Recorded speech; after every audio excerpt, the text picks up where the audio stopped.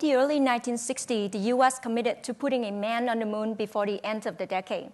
By 1969, fresh from their success with the moon landing, Americans were confident that science could overcome any problem, so they began a new challenge, this time on cancer. In 1971, President Nixon signed the National Cancer Act, also known as the War on Cancer, with the aim of eradicating cancer within 25 years. Now, 50 years later, that war on cancer is still raging on.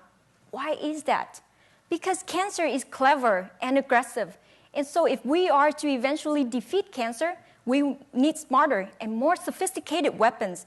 And we need to optimize the use of these weapons so that we can maximize the effectiveness. My research project is aimed at using real-world evidence to inform the clinical treatment guidelines on how to best use immunotherapy, one of the most powerful new weapons we have. How do these immunotherapies work? Well, immunotherapies will differentiate a cancer cell from a normal cell so that a person's immune system can recognize and destroy the cancer cell. However, the bacteria in a person's gut, also known as the gut microbiota, can influence the immune system. Cancer patients are at higher risk of infections and often need antibiotics. In fact, taking an antibiotic can actually change the gut microbiota in a way that actually inhibits the clinical benefit of immunotherapies. Well, in figuring out when and how to dose antibiotics appropriately, the benefit of immunotherapies can be optimized.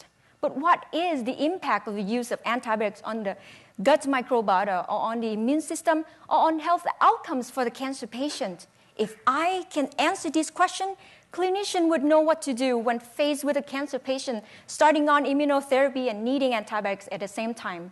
My research project will use data of thousands of cancer patients with non-small cell lung cancer, the most common type of lung cancer, to compare the survival outcome of patients with immunotherapies and starting on antibiotics versus patients who are not on antibiotics.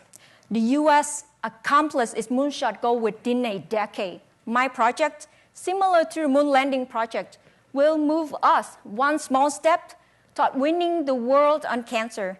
And that would be another giant leap for mankind. Thank you.